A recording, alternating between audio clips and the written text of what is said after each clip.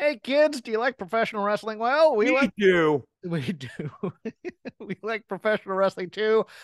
I am Jeff Hawkins. He is Chris Novembrino. This is Shake Them Ropes Full Gear preview later. Chris doesn't follow jack squat for the news. I am Yeah, way you know what? I'm plugged in. I'm plugged in to the needs of the people now. More than ever. No, when you're out on the trams, right? That's your like time to be among the Volk.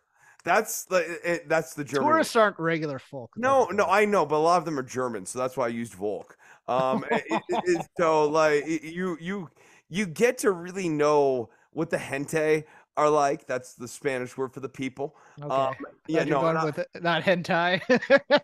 no, no, no, no, Jeff. I'm a man of the people, not a man of the Pornhub. No, thank you. But that was dumb. But dumb. In the news today, according to Loan Marketplace Lending Tree, 31% of Gen Z consumers have stolen items from self checkout kiosks, compared to 15% of consumers of any age. Within that, 44% plan to continue stealing from self checkout kiosks. Wait. This is the thing that made you turn against Gen Z and our Yes, little yes. pre. While This is why you're 37%, against them? while You 30, nerd. hold on, Oh while my 37% said that they would do to save money on groceries or healthcare goods, according to the survey. oh So, Chris, yeah, good for them. Chris, my Good for my them. no, my Yes. my my question for you is: do we need to kill all of Gen Z or just instill the death penalty for property No, crimes? we need to make them president. No, no, we don't. Yes. But No, oh no, we need another geriatric. no, but that's That's the not my thing. point. My point is, I am a man who feels that an organized society is the type that scorns people who don't even bring back the shopping cart, because that's what brings order. That's the judge of personal character. If we have people now just stealing willy nilly from self checkout kiosks because, hey, it doesn't really hurt anybody and capitalism is theft or whatever the hell Oh it no, is. no, name me the person it hurts. Paul Derrickson, Well, it depends Billy how much you Frederickson, get. How much you get of it. I Jimmy mean, Williamson, it hurts society. It's Tommy a moral Phillips, pain. It's a moral pain, Chris. Ass McWilliamson. There's no such person as Ass Oh, McWilliams. well, he's hurt. And he's hurt that you would deny him. So he's a chap ass Yeah, McWilliams. he is. Cap Ass Mc... Okay, see, that's the type of prejudice that Ass McWilliamson has been going through his entire life. What is ass short for? And by the way, now we're gonna get Aster. demonetized because you're Aster. cussing too It's much. no, it's short for Aster, the classic British name. Uh, That's a, how tra- you abbreviate it. a tradition unlike any other. The Wrestling Observer Hall of Fame issue came out this week. And once again, we must overrate somebody in New Japan and get them in the Hall of Fame. But anyways, just for edification purposes, Rocca and Perez, the beauty pair, classic All Japan women's team, Sergeant Slaughter finally making it in, Jack and Jerry Briscoe, Tomohiro Ishii, Blue Panther, and George Kidd. I don't expect you to have any thoughts of this. It's just something I wanted to read, Chris. I mean, is Ishii Hall of Fame? No, I don't think so. I don't. When I used to watch a lot of wrestling, I know that he was a critic's darling. I get that. And I get that some of us over here stateside too, like sort of really built around a narrative of like he's like a heel underdog, there's like all these like weird layers to Ishii, and that he's super compelling in this sense. And he had some great I matches. love him. I do, but He it's did. No, but I love Shibata back in the G1 back in that same era. And I would never be like Katsuyori Shibata should be in the Hall of Fame. And I guess if that's controversial, okay, I can live with that too. But like, and I love Shibata. Like peak Shibata matches are actually well, some of my like if you were gonna like make Chris's top 50 matches or whatever, Shibata would definitely be in there in that peak era. But it's very much small like pond thing, but go ahead. right, much like Ishii, I just because he might like land in a top 50 of mine for some select matches, so would Hakushi. Yeah, You know, he's like I love Jinsei Shinzaki, but like, is he a Hall of Famer? No, he's not. He's just a very good wrestler, and that's how I he's feel about Ishii. Yeah, and they go with longevity because he's been in the business since '91, I think. But also, I mean, here was the argument, and I believe even Voices of Wrestling echoed this in their Patreon audio reviews of candidates and whatnot. It's the work rate thing that gets him in over the last 10, especially over the last 10 or so years in New Japan, and all these 4 and 5 star matches he's been having. And yes, the number one voter of Ishii in the Hall of Fame was reporters, not historians, not active wrestlers, not retired wrestlers. It was reporters. So He was yeah, he was a critic's darling. yes, he's a critic darling. And that's when we started on Voices. That that was very much the climate. Not I'm not even saying like at Voices. I'm saying like broadly speaking, because I was listening to a lot of different types of wrestling podcasts at that point.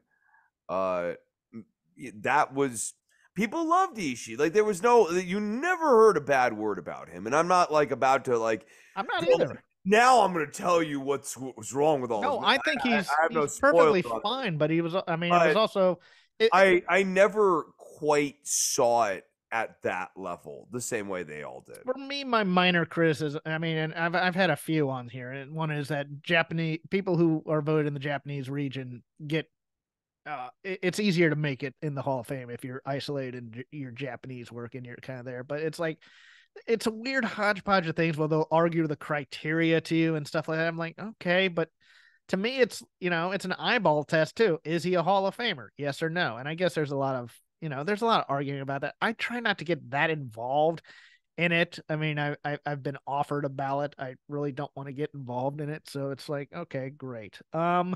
On to other news. WWE announced that WWE Backlash France will be the first ever WWE premium live event to be held in France, emanating from the LDLC Arena in Lyon Decines. I think that's how you say it. On Saturday, May 4th, 2024. We're going all in on this European stuff, Chris. Between the German PLE, looks like we're going to probably have another British one pretty soon. We have one in Australia. We are actively expanding right now. Hmm. We're all actively expanding if you think about it. There's a way, honestly, about of thinking of the universe where all of us are constantly growing. Oh, this is gonna be Imagine one of if those. I have to do some no, heavy lifting on this show, no, don't you're not. You're not, I? because like I'm about to lay something heavy on everyone. Imagine if all of the matter in your body was doubling constantly. You'd be Well, constantly growing. It's you not people have to impossible. understand what I go through before I turn this this No, on. what he gets is a 10-year radio professional at the peak of his game. And smoking a lot of weed. Okay. Beat up. No thoughts on WWE expansion into Europe. I mean, look, thoughts wise on this. I think that they're going to be more disciplined on this rather than with a multifaceted corporate structure than they were under Vince, because Vince never gave that much of a shit about going Yeah. into. Yeah. So I expect them to actually get some results. I think this will probably yield a Gunther push. Or he's Gunther, right? I keep wanting to actually call Mhm. him Walter, but it's Gunther. In the German part, yeah. In France, I think Yeah, it's going to right. be interesting because I don't think they have any. I mean, other than like a couple of the UK kids, but the people who would probably be really big there right now, barring a French superstar, are the French Canadians like Sami Zayn and Kevin Owens. Kevin Owens, yeah, right. Owens Yeah, might actually do really well going there and speaking some French. cutting a French promo Oh, exactly. yeah, exactly. Yeah, right. Or John Cena trying to cut a broken French promo like he does with Chinese. Oh, those are terrible. Mm. PWG announcing on via Twitter no more shows for this year as Super Dragon's girlfriend battles cancer. Keep her in your prayers. Simultaneously, an odd thing here in LA indie wrestling. The same night or very soon thereafter, the Globe Theater, which is where PWG was doing most of their shows post Reseda, announced it was closing effective immediately. And then 24 hours, it's been saved. Someone needs insurance money, methinks Chris. I think that's probably the right estimation on that one. Something like that. In an interesting piece of advertising, WWE and the Big 12 Conference announced collaboration for the upcoming 2023 Dr. Pepper Big 12 Football Championship on Saturday, December 2nd, held at AT&T Stadium in Arlington, Texas. Basically, what this amounts to is, if you've ever watched these games at halftime, they do this thing that Dr. Pepper sponsors, where two college kids go down there and see how many footballs they can throw into a container, and the person who gets the most gets something like a $10,000 scholarship or something like that. Well, WWE, in addition, is going to give them a championship belt. Now, my feeling on this is twofold. I think it's good publicity. I just don't see it as good advertising, because you don't really draw anybody to your product by doing it that way. So, which one of these am I wrong on? I mean, I think it's Here's a belt. I mean, they do that with sports teams too, but it doesn't right, drive and people that to. doesn't do anything for them. Uh, It gets PR hits. It does. I mean, because people pose with it, you see the photos and stuff, but it doesn't bring new fans in or anything so like that. what, No. right? Again, it goes back to, is that getting Aspic Williamson to tune in to right? Is no? Don't deny his You personhood. need to drop this name, is what you need to do. I don't. It's a good name. It's a beautiful name that his Oh. mother gave him. But beyond that, What was his mother's name? Astrid. No, no. Oh God.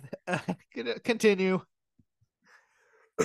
Does he tune in to watch the show? I mean, that's the real question here. Like, are there real people who go from watching the Big 12 show to doing this?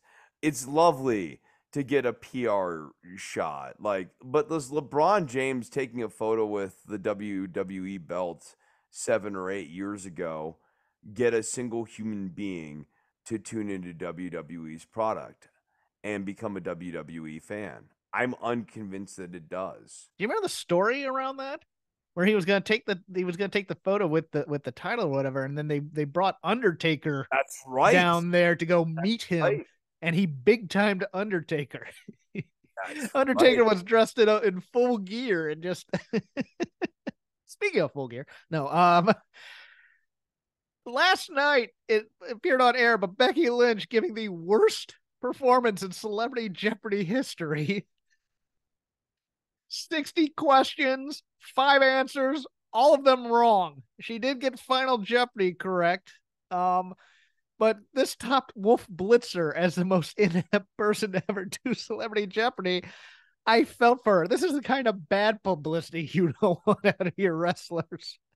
But again, does this get a single person to tune out? No, it does not. Right, and that's my same point as before here. Okay. Which Go is to a good and salient point, Jeffrey. It is. It is. Yes. Yes. Mr. McWilliamson will love that. Mrs. Mama McWilliamson is proud of her baby boy. Oh Lord. Mama Uh Astrid. Kota Ibushi is officially all elite. Tony Khan announcing the signing shortly after Dynamite went off the air last night. Hot diggity deuce. Chris has negative thoughts about this. I don't know. I mean, Oh no, I can't wait to see Kota Ibushi in this feud against. But also, and also, fair enough. I think it's another oh, I'm guy. looking It's forward to it. another guy. It is. Kota looked. They don't have a lot of men on the roster. Kota has lost half of a step, and while he's still very, very good, I don't think he's quite healed yet. And it showed in that when he was doing when he and Kenny during the street fight did kind of the do-si-do to do moonsaults off of the various corners. Old Kota was having a bit of trouble getting his footing and then finally jumping on there. So yeah, I mean, it'll be interesting. He'll probably get put into this mix with the Callis family, et cetera, et cetera. I Right. think. He's just an ancillary. I don't think they have any real long-term plans for him. He doesn't look particularly sharp right now. I have no interest in seeing him feud with anyone in particular in this company. Speaking of which, Okay. Tony Khan put out a very interesting tweet prior to Dynamite and was brought up on Dynamite on commentary, kind of veiled in a way, and it will get us into our Full Gear preview. AEW has agreed to terms with one of the world's best wrestlers, a pro who is known and respected by virtually every AEW fan. They will come to LA to sign their contract this Saturday on pay-per-view at AEW Full Gear. See you tonight on TBS for the final AEW Dynamite before Full Gear. Now, as you are not in the X verse, you have not heard Gotta be the Sable. no, you have not heard the discussion. There's a lot of chatter that this might be Will Ospreay coming in officially. There's a lot of talk this might be Mercedes finally signing on the dotted line with AEW, and one of the outside picks, dark horse picks, if you will, is Chris Hero possibly signing a talent deal since he's already working backstage with ROH. They Now, played this up even bigger though on Dynamite, but also hilariously stopped after announcing, "Well, that's a blockbuster announcement." None of them even remotely speculated as to who it could be. and that is where I come in because I think this smells a little bit, and Mhm. I'm thinking we're getting an angle. And let me explain why, because my wheels started turning because the obfuscation on he or she or whatever is also on purpose. Chris, do you happen to recall? I believe it was either a year or 2 years ago at the Forum in Los Angeles, where Full Gear takes place.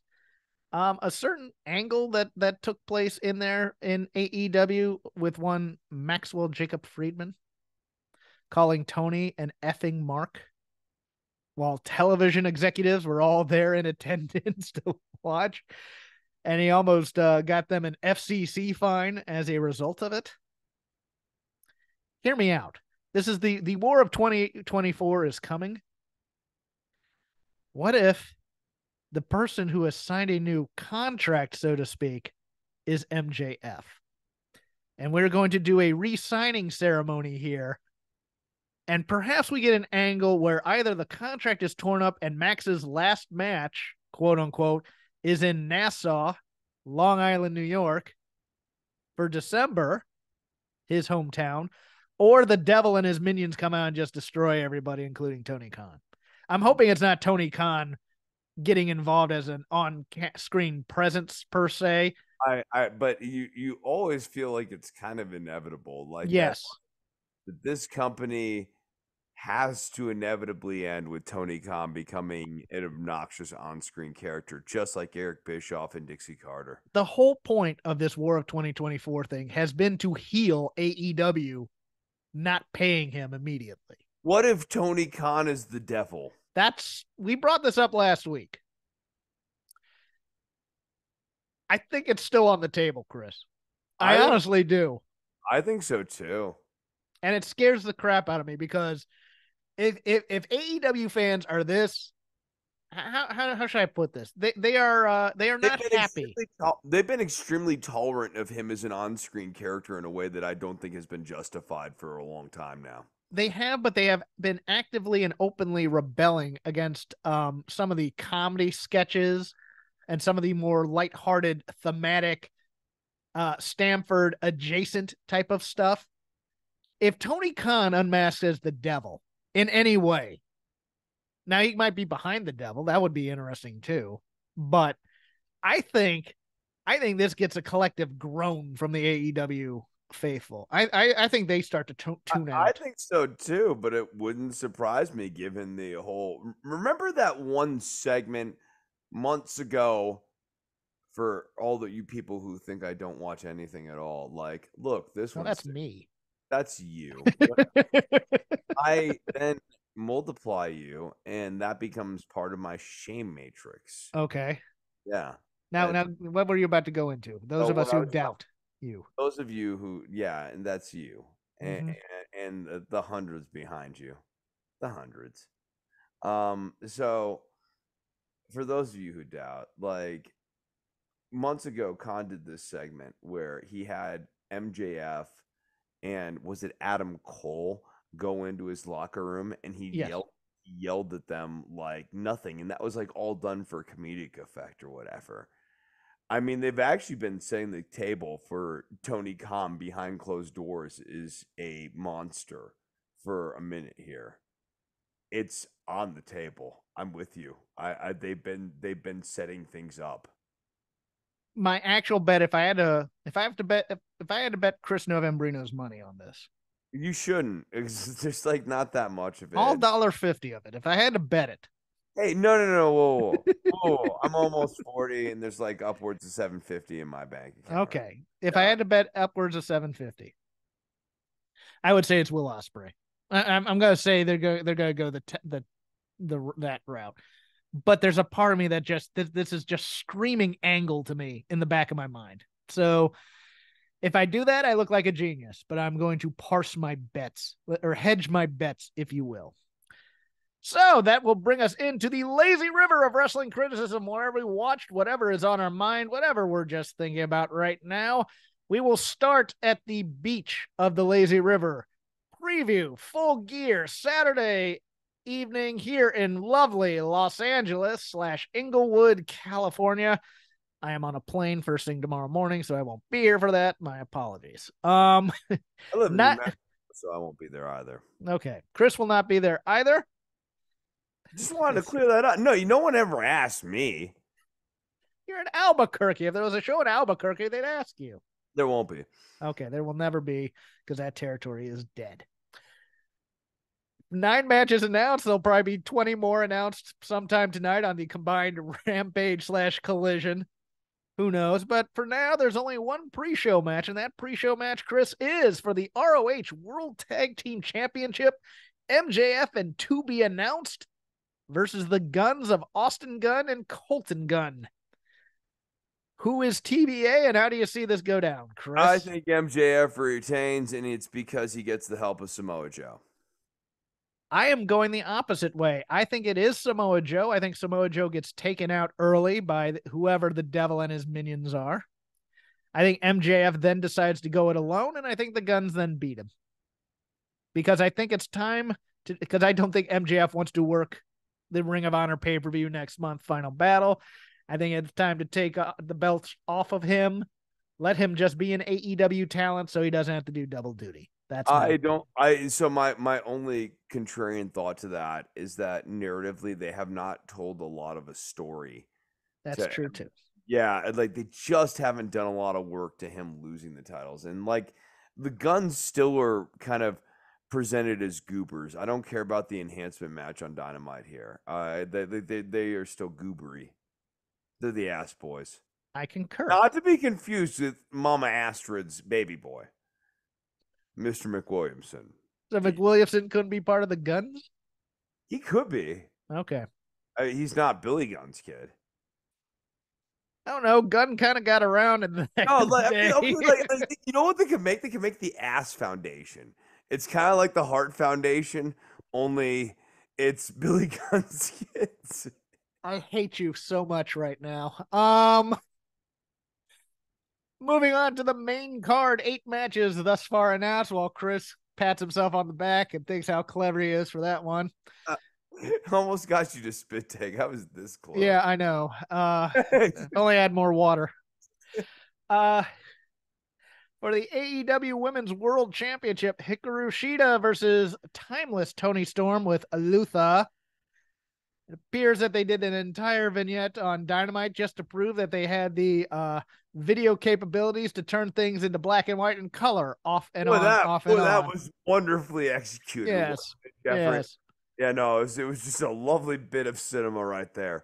I don't think Storm wins this match. Huh. I know. I kind of thought she did. I thought she was going to, but I feel like she's going to come up short.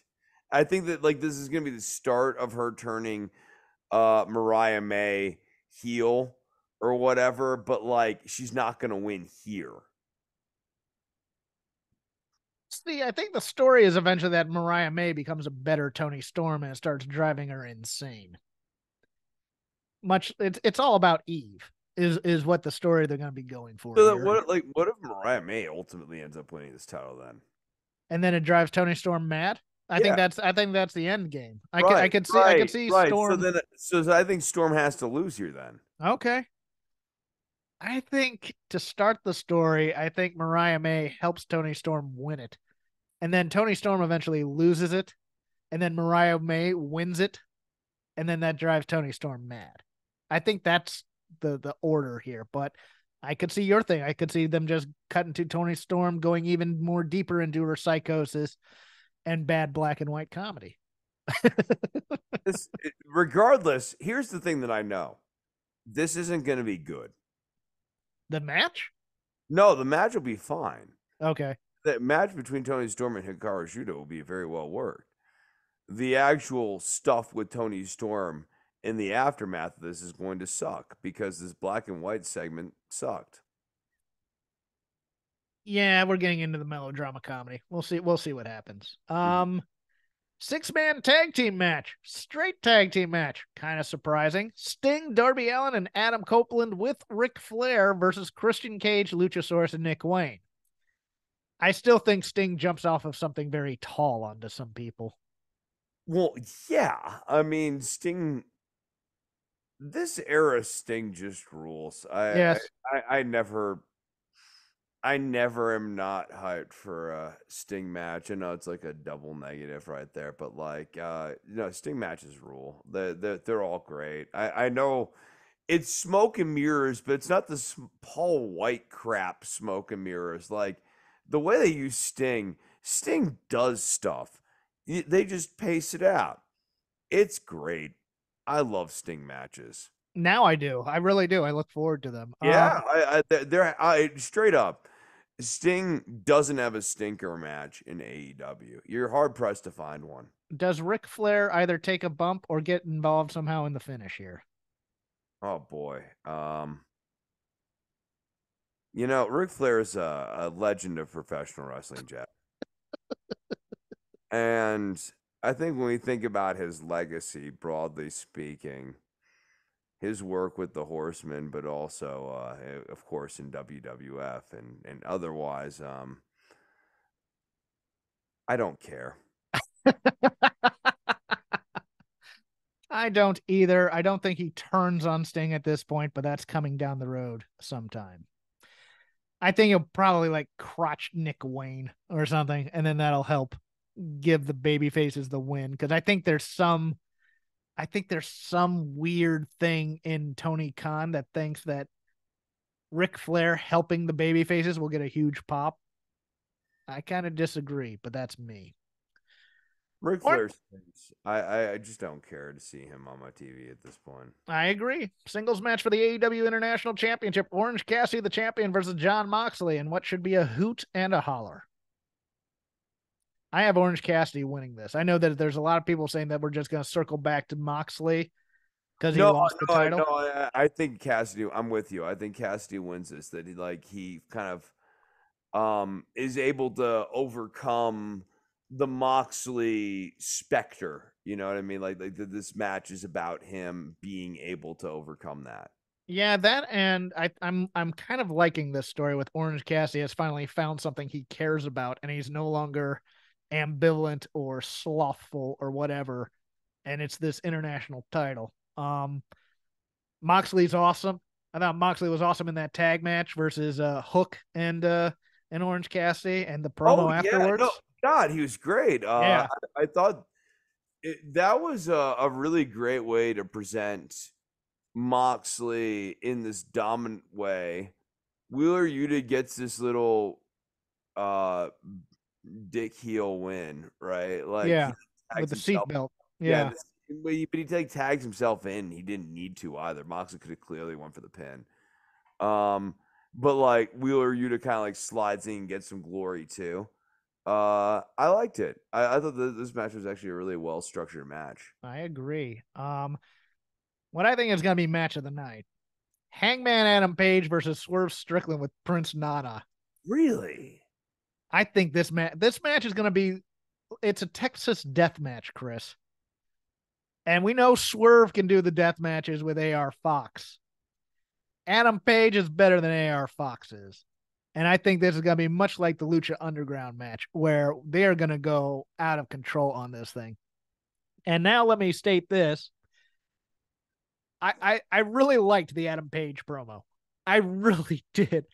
There was just part of me that went, all right, he's got, you're a loser, you're a loser, you're a loser. Oh, yeah, and your fiance left you. I went, whoa, hold on here. Remember when we were talking last week about like the Kenny Omega's uncle promo? Like, Yes. yeah, like that. This guy stabbed Kenny Omega in the bar 21 years ago.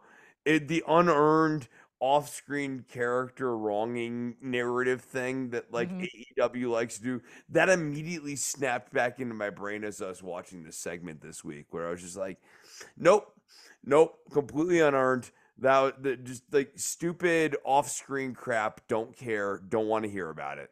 And Prince Nana is using you and taking your winnings and buying weed from high school kids. That was steal his weed chant. I'm not sure how I feel about how we got there, but damn His if reaction was fantastic I too. arrived at a place I liked. So that's how I feel about that section of that promo. I really liked the button to it because of the whole stipulation of Swerve can't touch Also well Hangman. structured, right? Like I no, I thought that was very clever. He beats the crap out of Out Nana. of Nana, and then Swerve can't save Nana. It was great. I loved it. No, it's like a chess move where like you've moved your piece into check and you can't do anything to defend it because it imperils the king. That'd be a checkmate. Well, I mean, like you can move like a piece, like Like you a can move it back and forth, back and forth. okay. I guess the term would be into peril if you want to use like the full chess parlance of our I term. don't. Check is fine. I No, get. you do. No, like you Well, wanted to parse words. Everything. check You is a live, live in a world of semantics, Jeff. check is a threat to the king that the king can get out of somehow by sacrificing a piece or moving the It king or also something else. checks with the queen politely. Yes. Okay. Yeah, Who do you right. have in this match? I have Hangman Adam Page. I have Strickland. Really? Why? Why? Yes. Page got the upper hand in the promo. Okay. But but hold on. Swerve broke into his house. He Yep. has to get his comeuppance. Nope. No. Does he? Does he? Yes. Is that Well, really? in Is that really? WWE you don't have to. In AEW you kind of have to, I don't you? mean, but didn't Prince Nana get what he deserved? Well, yes, but now Swerve needs to get what he deserves. He does, but will he? And I say no. Fair enough, counselor. You may rest. The defense rests. In a tag team match, the Golden Jets of Kenny Omega and Chris Jericho versus the Young Bucks of Matt and Nick Jackson. Banger names. If the Golden Jets win, they will get the Young Bucks AEW World Tag Team Championship opportunity. If the Young Bucks win, the Golden Jets must disband as a team. Now, a mea culpa from me. I loved the Young Bucks promo with Kenny there, reminding him that his greatest success came when he was a heel and when he was under the tutelage of Don Callis. I kind of liked that, throwing it back in his face when Kenny came out all judgmental about the Young Bucks's savoir faire versus Young Commander and Penta El Cerro Miero. Which was a hell of a match, I thought too. I really Yeah, liked that. right. Like I know I in particular normally don't have a lot of like laudatory words for the Bucks' matches. But I thought that this was like basically the perfect kind of TV match for them. They established a new character. The match had a narrative point, especially in the finish there, and they worked their style of match. They had good, reasonable opponents that make some degree of narrative sense and have some degree of heat to them and some degree of credibility to them as a team. And even the promo, to your point, I was watching that and thinking that's an interesting argument for why the Bucks might join Don Callis. Yes, I think that's going to happen on Right, this show. right, right. That not like so a lot of it I thought was actually fairly clever for a thing that I haven't generally found to be particularly clever. Jericho pulling the kid thing, which I think is also a Punk reference because he likes to call people kid a lot. I mean, I gotta tell you, the millions of people across America, they care deeply about this, like these deep references into CM Punk. I mean, you talk to the average person on the street, you ride on a tram, let's say, and all you could hear is people going like, "Remember what happened to Phil Brooks about 6 months ago?" And like, I had to sit there and be like, "Well, I'm trying to tell you about the mountain here," and they're like, "No, no, no, I want to talk about Phil Brooks," and I'm like, "I can't." I really that's not really a thing we talk about during this part of the presentation. They're like, no, no, no, but like CM Punk, he got done dirty. And it's hard to disagree with them, isn't it? Now, before you pick a winner of this match, keep in mind that there is a four-way for the tag team titles Hmm. later. Who do you got?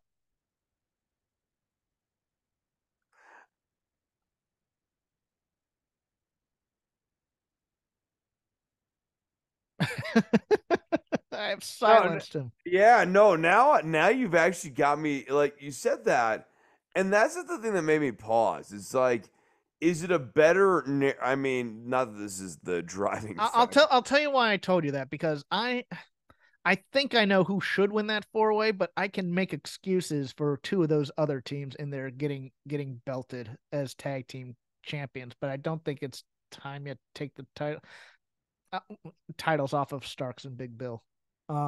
So I have Omega and Jericho winning Yeah, this somehow. I guess Omega and Jericho win this and they get the shot. I think Jericho probably cheats to win against the Bucks, which further makes the Bucks heelish. I also like that they pulled out the Judas effect in that Young Bucks match. I I know. appreciate them stealing the move and I, doing it within to solidify their heel status. I mean I like that, and I always like when a heel steals like a babyface's move, they do it, but like in a trashy version where it's like Yes, effective. not that the Judas effect is that sharp.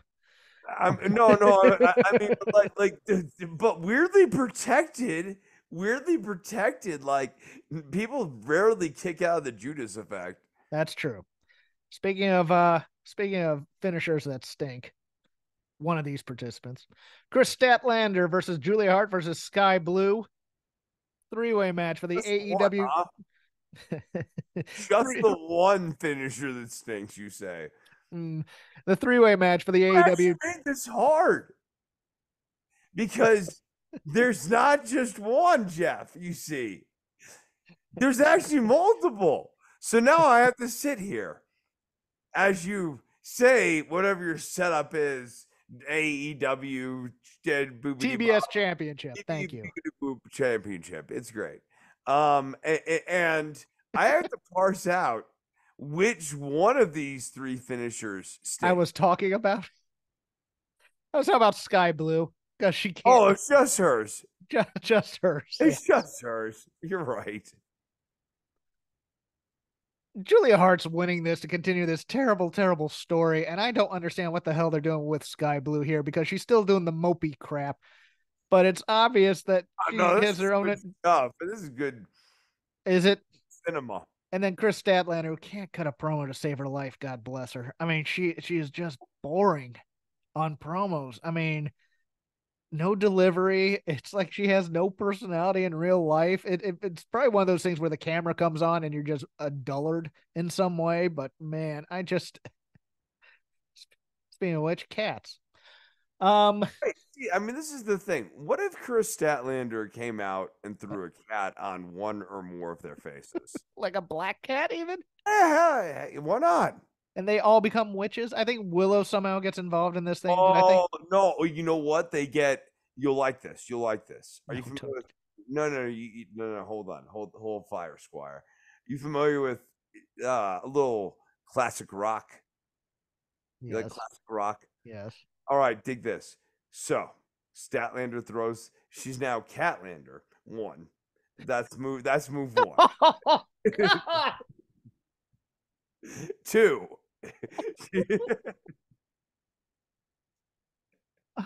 She throws the cats at people, and you'll like this again because you're a classic rock fan, and they get cat scratch fever, and that drives them crazy. And then the Um, AEW faithful right. turn on No, her no, no, because they but they hate get, Ted Nugent and his politics. no, but they have cat eyes, and so they turn back because anime. I can't get past Chris Catlander. That is so good yet so terrible. I hate you so much that I didn't think of it first. Oh God. Okay. Moving on before I drive myself insane. Four-way tag match for the AEW World Tag Team Championships. Ricky Starks and Big Bill versus La Facción Ingobernable of Rush and Dralistico versus FTR, Cash Wheeler and Dax Harwood versus the Kings of the Black Throne, Malachi Black and Brody King. Show some love for last week's Rampage. That FTR versus Vikingo and Commander match was spectacular. My problem is I want the feud.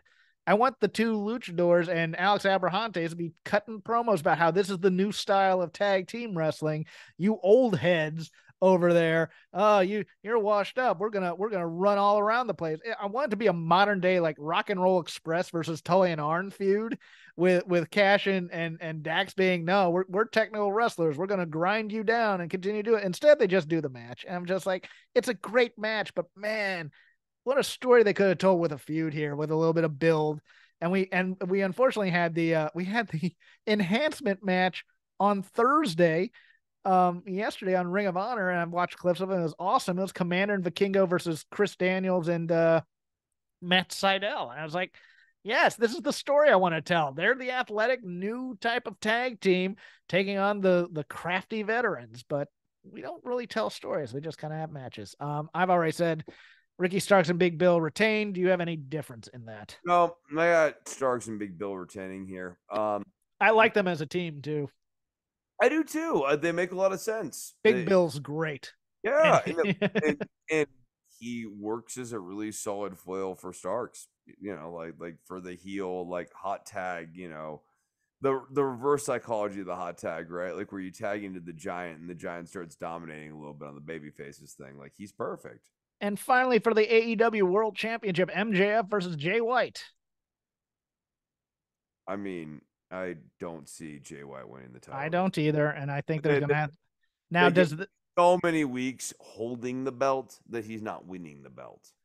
do we reveal the devil here, or do we wait for Nassau at the year's end? We reveal that the devil is not MJF.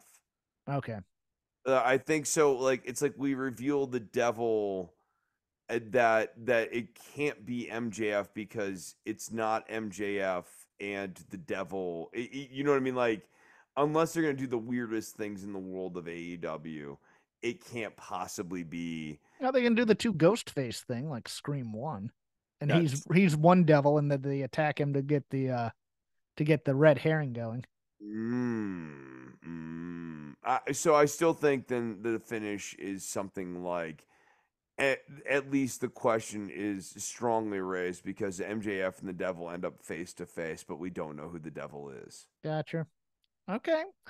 Well, that'll do it for AEW unless we get back there in the lazy river somehow. But Chris, what else in the lazy river caught your attention this week? All right. So we had NXT here, obviously, this week. And Chase U lose the belt back to the family, which I thought was just a very lazy move. Like, I mean, why, especially as you're starting the angle around Andre Chase, right? Like why take the belts off of them? It should be like this whole tarnished champions thing. Like they gave up the ghost on this story too fast, but it's a stupid story too. They do a lot of things in WWE from time to time that echo current headlines. Right, and I And I get the whole Jim Harbaugh thing. Yeah, and this is what they're doing, I think. So they just Right. decided to do this for craps and giggles. But like taking is narratively stupid in the I sense agree. of if you're gonna make the whole thing that they won on tarnished calls. Like, what the hell does that even mean in wrestling? But like, but beyond that, then like they should stay the champions, but to the ire of the fan base. Like that should be the thing that drives their heeldom. And Duke Hudson's always been a dick.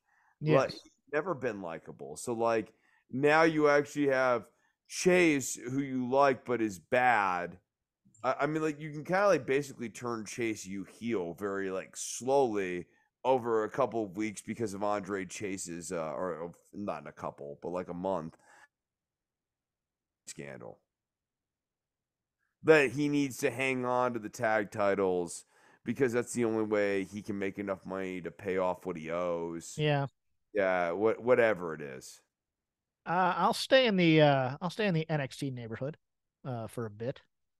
Um I let me start by saying I think Chad Gable versus Noam Dar is going to be an outstanding match next week. I think that's going to be great.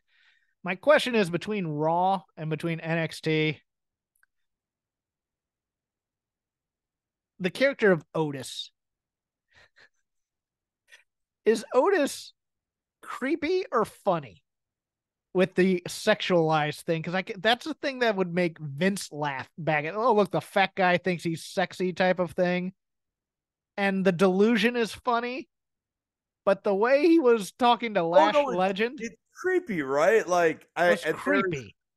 there's there's a way that people used to think of like and I blame a lot of this on the Otis character being built around the Chris Farley Chippendales character Yes.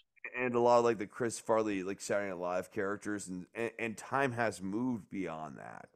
So I don't care if you look like Otis or conversely you look like Ricky Starks shaking your hips at a woman like like the things that Otis says are Oh not yeah.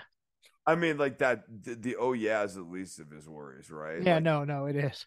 right like it's I mean it's this I mean that I mean move that whole thing with Lash and Miss Jackson. Oh yeah, Lash Legend. You're just like, what are you doing, you creep? You freak. right like he comes off as a creep and then I thought like Chad Gable getting the match and not Otis was weirdly anticlimactic too. And I'm like, I mean, not that I don't think that Gable and Dar's not going to be a good match, but like I think clearly, he might win. oh, you think he's going to win? I think he might win this cup. To if beating Gunther is still on the table, which I don't think it is, I think this is the consolation prize.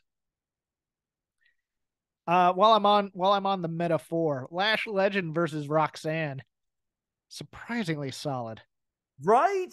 Like this was, I've called her trash legend in the past, but like this was not that. This no, this wasn't that. No, it wasn't. It wasn't. She's She's improved, very good. She's very good as that large heel, formidable adversary sort of role. No, she's especially with Roxanne being so yeah, tiny. I yeah. No, mean, no. This is a really strong pairing. I agree on that. your turn, sir.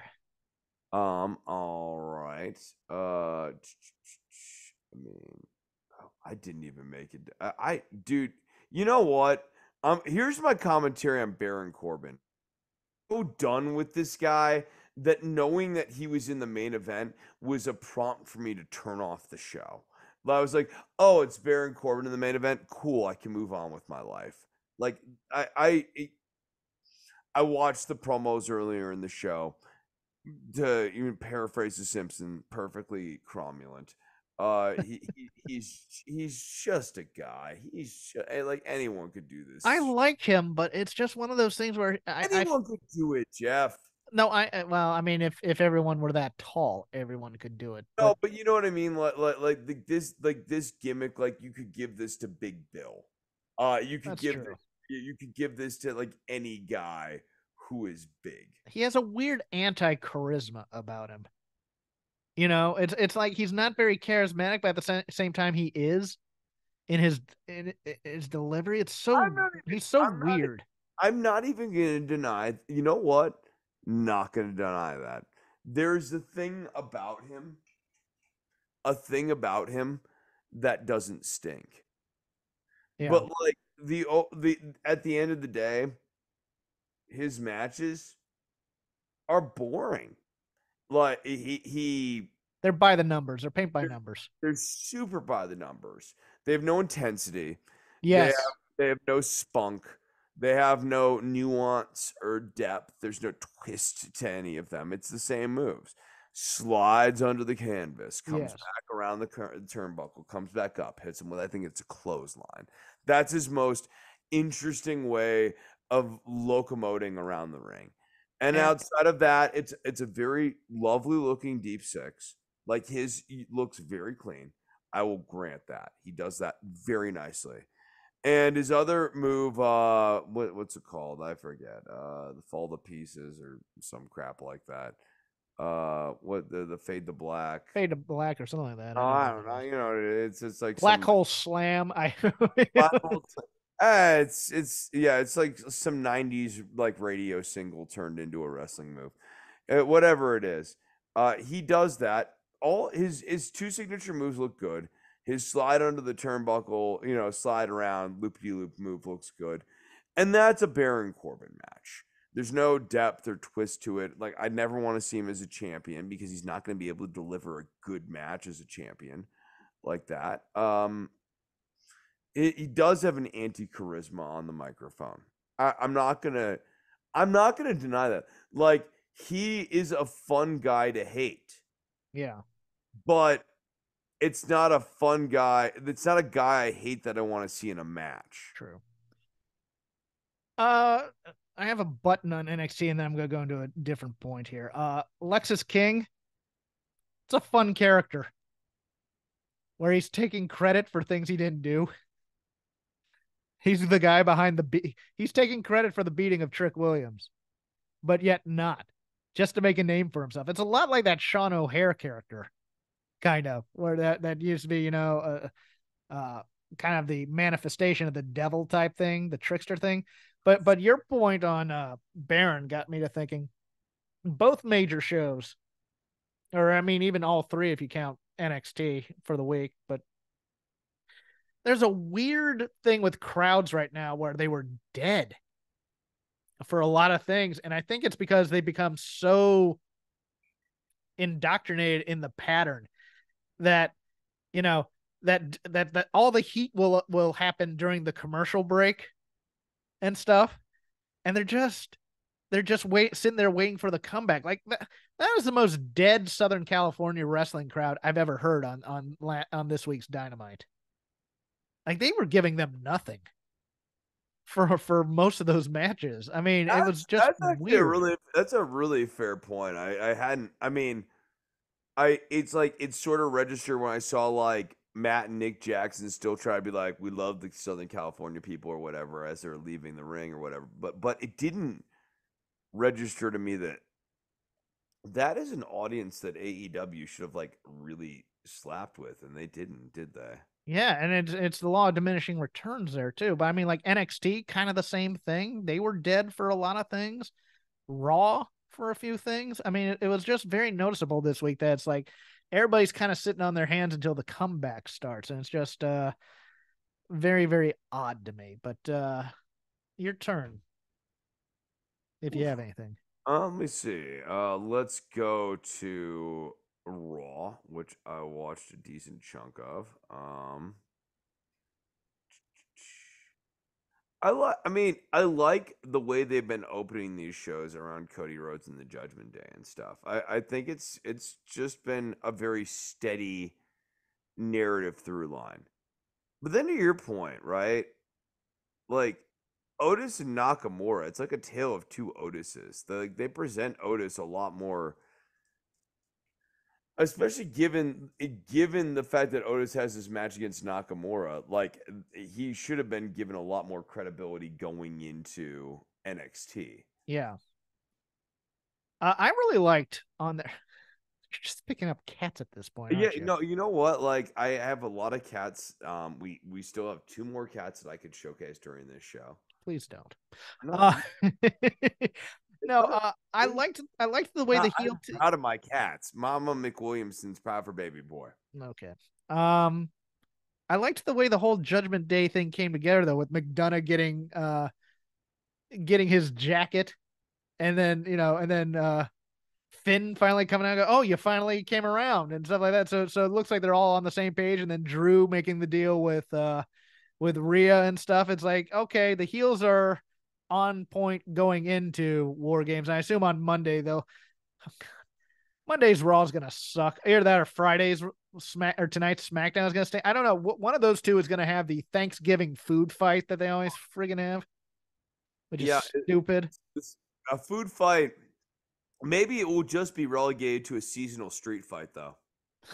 It'll be Otis because he's the fat guy. Yeah, oh yeah, Otis, like he has like a turkey smackdown. Oh yeah, give me that pie. Oh That kind of yeah, thing. he eats a drumstick and like hits him with the rest of the turkey. And simultaneously, just to continue on this point, SmackDown, I'm gonna give them some love, as if coming through the dreams of Jeff Hawkins, Kyrie Sane, Io Shirai or Io Sky, Bailey, and Asuka are all one team. Oh, there are things that could get me in trouble, but I will not go there. But I liked the uncertainty and the angle that started with Bailey denying that she hugs people. And then at the end, it's Asuka hugging Kyrie for a reformation of what was the name of that team? The Kabuki Warriors. And then Io comes in for the hug, and they're all saying, come on, Bailey, come on, Bailey. And Bailey's not certain at first, and then she gives in. I think this is setting up for Bailey being the Larry Zbyszko in '92 of the War Games, where she loses the match for them, and then those three, On him, and her. then they turn on her. I think that's what we're going for here. I assume Becky Lynch will be announced tonight as the fourth for the other side, which I find uninteresting because she's not been involved in any of this. She's just there and she's on Raw. But we have to bring her in because she's the man and she's a star. I get it. Well, I think she'll do just fine in the match so long as there are no answers in the form of a question. I think she'll be fine in the match. It'll be fun. It's just there's no narrative thing to this somehow unless they go into Asuka taking the title off of her when she got pregnant. But I think that's kind of a stretch type thing because they were both baby faces at the time. It's just very weird. But I am looking for more.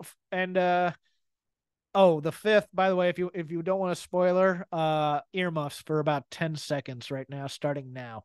Fifth guy is gonna be Randy Orton on that babyface team, I think. Against Damage Control? No, no, no, no, no. For the Raw War Oh, Games for Raw. against Judgment Day. Oh, okay. And spoiler. I have nothing else. Do you have anything? I don't. Perfect. This has been Shake Them Ropes. Enjoy Full Gear. Enjoy your turkey. Say a little prayer for my dad. He had an emergency operation today. I'm flying out there tomorrow to go see him.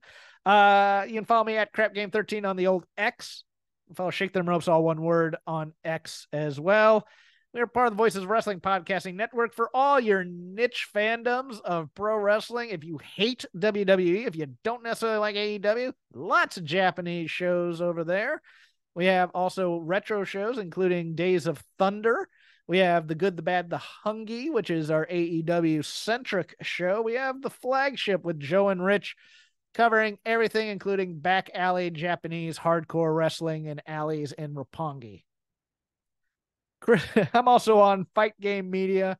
This week I was on both the Boom and the Dynamite Show, breaking things down. $5 a month on Patreon, patreon.com/fightgamemedia. Or for the Dynamite Show, we go free on the YouTube if you want to listen live. Chris is on the Instagram at DOCTOR_NOV.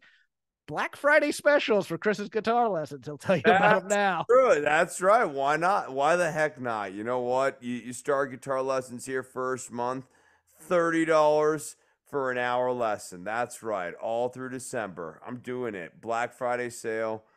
What? No.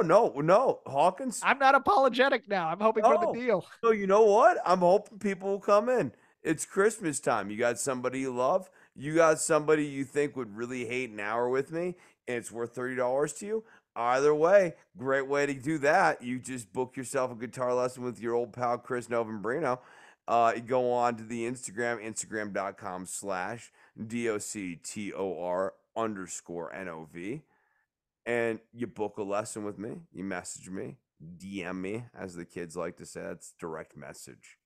If you're up with the parlance of our time, and you message me, and I'll talk to you, and then you talk to me, and we'll get you scheduled up.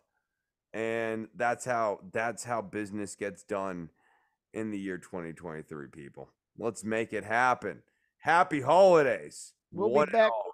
We'll be back next week for our Survivor Series preview. Have a good weekend, Merry everybody. Christmas.